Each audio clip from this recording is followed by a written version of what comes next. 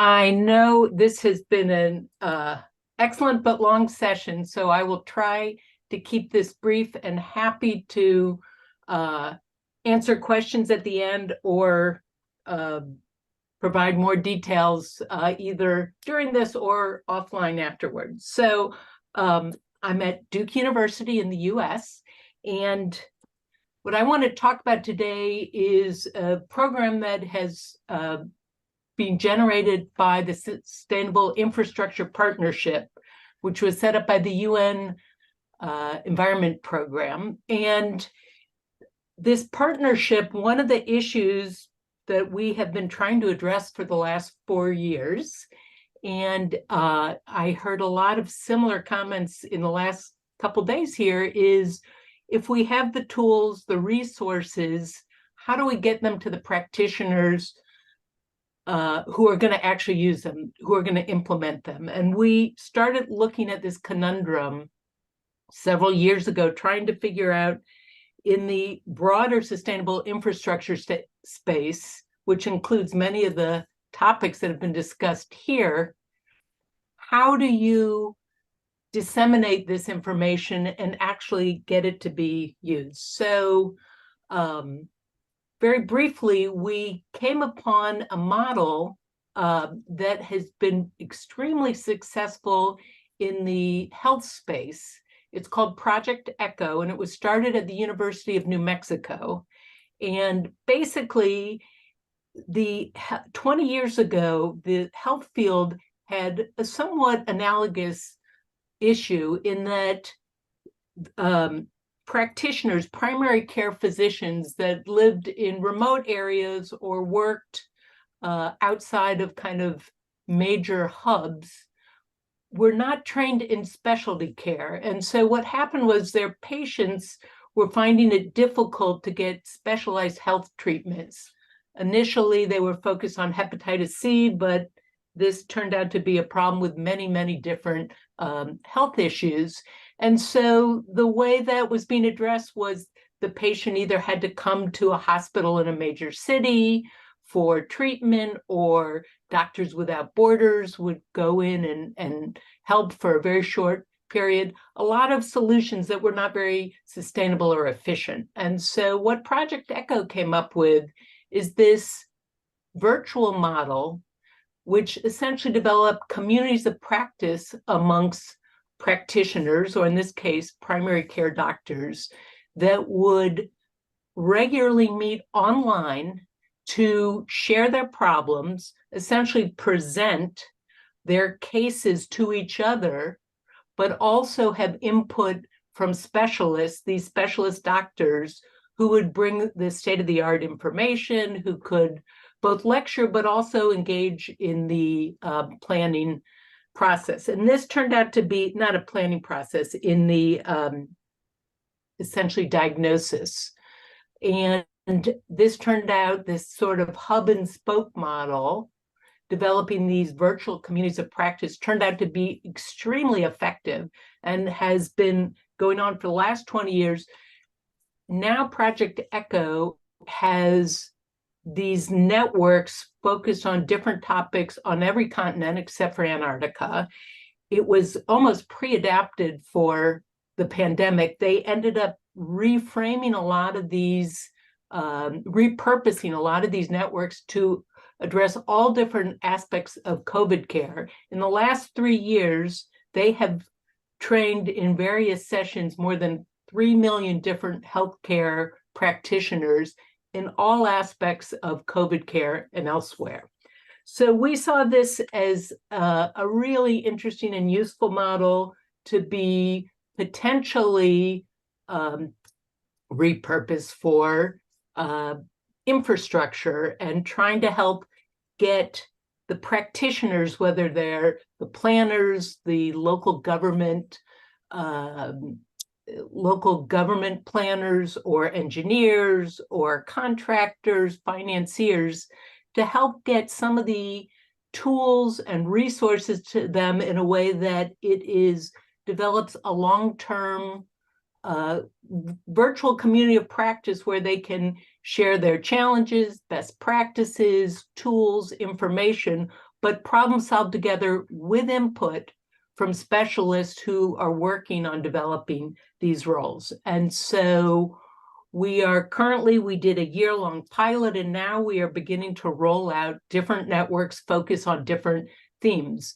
And just some of the characteristics are, these are all through virtual connectivity, which makes these very efficient and easy to set up. They are case-based learning. It's really collaborative problem solving. It's not as compared to sort of web-based training where you're pushing information out. Someone comes to a session, listens, maybe gets a certification, but it's very passive learning. This is very active learning. You have access in each of these networks to a clearinghouse of resources, library of best practices, and importantly, expertise, international expertise that can come in with each session, depending on what the topic is, and help bring state-of-the-art information.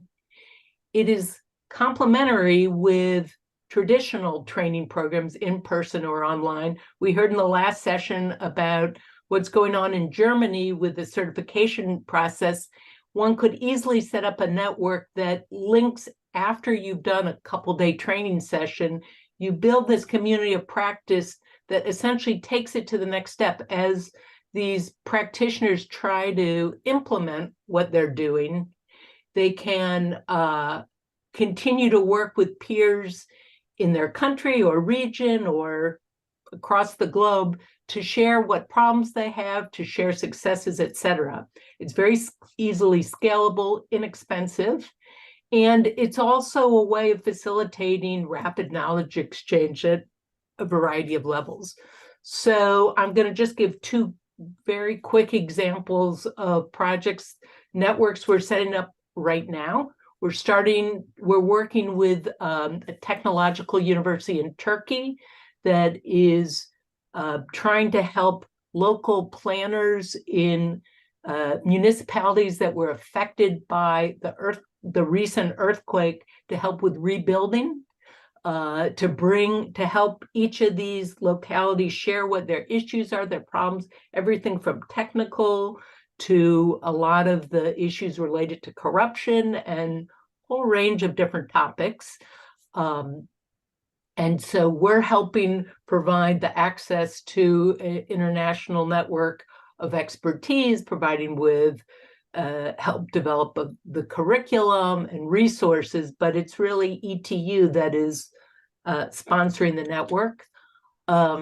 Another project is focused on transportation and biodiversity through an EU project called Bison, where after the first phase of the project, they developed all these research tools.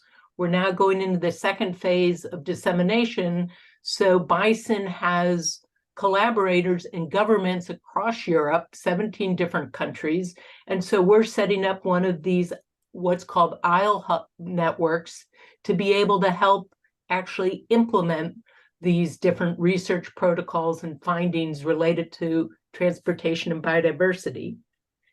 And then, so finally, I wanted to just throw out, this could be an opportunity to really think about how does one link together not only the expertise in Europe and more broadly, but how do you get whatever model we just heard about, what's going on in Germany, Denmark, Netherlands, et cetera, how do you begin to turn that into a way of rapidly disseminating and helping folks on the ground? And so one could envision a network of, say, local government officials, sort of like the Turkey network, that are trying to implement this in Europe, but there could be a similar one in the US, in Latin America, the Asia Pacific, et cetera. And they would focus not only on helping provide access to tools and other resources, but also access to best practices. And importantly, this would be very much problem solving, not just training on what exists, but actually working with those as they come across issues or problems. And it's a two-way. It helps not only those practitioners figure out how to implement this, but the experts designing and engaged in the policy development, the tool development, understanding what are the barriers, what is being readily adopted and what is not. Typically, these are demand-driven curricula. These are not forced, but one of the flexibilities of this is that they very much respond to the needs of the participants in the networks. And I think these last 2 points, that clearinghouse tools and information I've already met. So it's a very flexible model. One can also actually do a certification process as part of it, if that is for continuing education or other types of certification. Just throwing this out as a potential tool that might be a potential model that might be appropriate